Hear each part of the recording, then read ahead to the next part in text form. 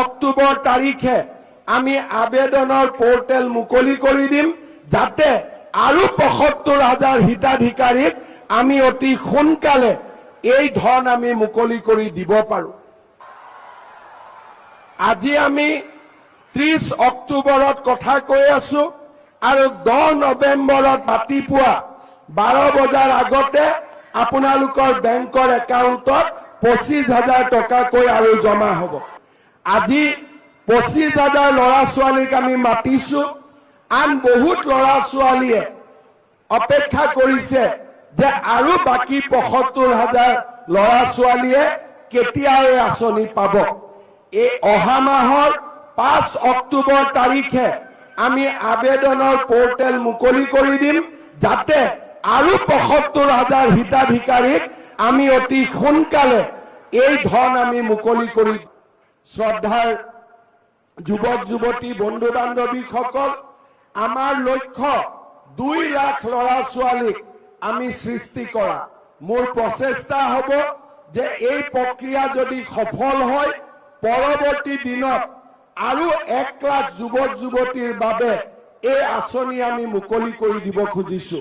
অৰ্থাৎ সৰ্বমুঠ 2 লাখ ল'ৰা ছোৱালীক আমি এই আঁচনিৰ জৰিয়তে আমি আত্মনিৰ্ভৰ অসমৰ ফালে লৈ যোৱাৰ বাবে আমি চেষ্টা কৰিম। মই বিশ্বাস কৰোঁ যে অসম চৰকাৰৰ বিষয়া কৰ্মচাৰীসকলে আজি এক নতুন কৰ্ম সংস্কৃতিৰ ফালে গতি কৰিছে আৰু এনেকুৱা ধৰণৰ সফলতাই আমাক বিশ্বাস প্ৰদান কৰে যে আমি নিশ্চিতভাৱে এখন নতুন অসমৰ বাবে গতি কৰিছো। মই যুৱক যুৱতীসকলক আৰু এটা কথা ক'ব বিচাৰিছো। প্ৰধানমন্ত্ৰী নৰেন্দ্ৰ মোদী ডাঙৰীয়াই মুদ্ৰা আঁচনিখন আমাৰ দেশৰ যুৱক যুৱতীসকলক উপহাৰ দিছে। এই আঁচনিৰ জৰিয়তে আমি বেংকৰ পৰা 20 লাখ টকা পৰ্যন্ত আমি ঋণ পাব পাৰোঁ। মোৰ লক্ষ্য হ'ল চৰকাৰে আগবঢ়োৱা 2 লাখ টকাৰ সৎব্যৱহাৰ, এটা সিভিল স্কোৰত আমাৰ সুন্দৰ প্ৰতিফলন আৰু বেংকৰ লগত ধনৰ লেনদেন, এইবিলাকৰ বিষয়ে আমি আপোনালোকক জনাই থাকিম। আমাৰ উদ্দেশ্য হ'ল যে আজি যিসকলে 2 লাখ টকা পাবলৈ সক্ষম হ'ব তেওঁলোকৰ যাত্ৰা 2 লাখ টকাত শেষ হৈ যাব নালাগে। তেওঁলোকে যাতে পৰৱৰ্তী দিনত প্ৰধানমন্ত্ৰী মুদ্ৰা আঁচনিৰ জৰিয়তে বেংকৰ পৰা 20 লাখ টকালৈকে লোন ল'ব পাৰে। আমাৰ লক্ষ্য হ'ল আপোনালোকক প্ৰধানমন্ত্ৰী মুদ্ৰা আঁচনিলৈ আপোনালোকক প্ৰস্তুত কৰা।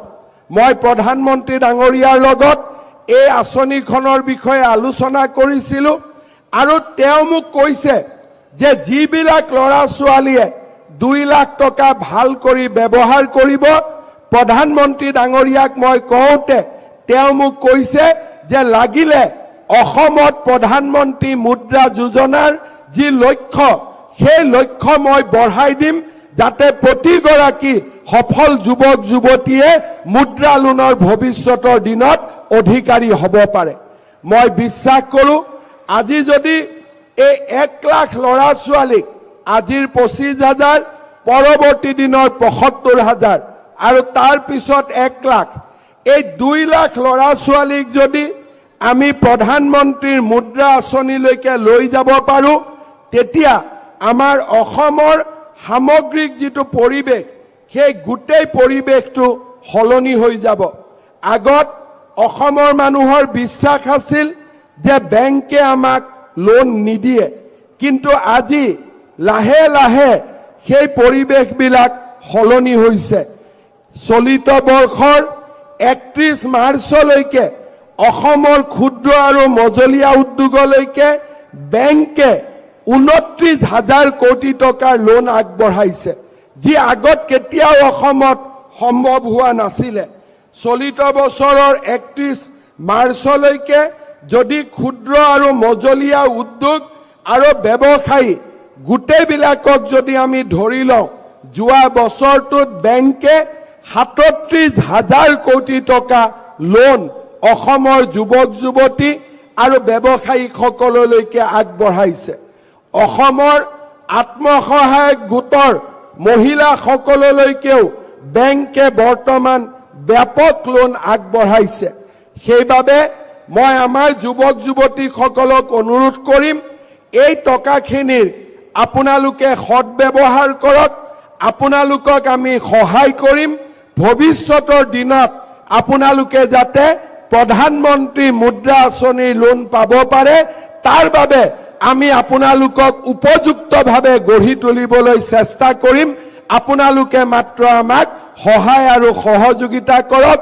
আজিৰ এই সুন্দৰ দিনটোত মই তাৰে আপোনালোকক আহ্বান জনাম। শ্ৰদ্ধাৰ যুৱক যুৱতী বন্ধু বান্ধৱীসকল, আমাৰ লক্ষ্য হ'ব লাগে যে আমি যাতে আটায়ে মিলি সুন্দৰ অসম নিৰ্মাণ কৰিব পাৰোঁ। সততে আন্দোলন, সততে হতাশা ই কেতিয়াও সমাধানৰ ৰাস্তা হ'ব নোৱাৰে। যি যুৱক যুৱতীৰ মনত আশা থাকে, হতাশাই যাক কেতিয়াও আন্ধাৰ কৰিব নোৱাৰে, তেনেকুৱা যুৱক যুৱতীয়ে সফল হ'ব পাৰে। জীৱনত ঘাট আৰু প্ৰতিঘাত থাকে, কিন্তু সেই ঘাট আৰু প্ৰতিঘাতক যোনে সাহসেৰে পৰাজিত কৰিব পাৰে তেওঁৱে সফলতা জীৱনত অৰ্জন কৰিব পাৰে। আজি যদি আমাৰ চাৰিওফালে যিসকল ব্যক্তি সফল হৈছে, তেওঁলোকৰ যদি আমি জীৱন এবাৰ অধ্যয়ন কৰোঁ, আমি দেখা পাম কোনো এজন যুৱক যুৱতীয়ে সোণৰ চামুচ মুখত লৈ জন্মগ্ৰহণ কৰা নাই।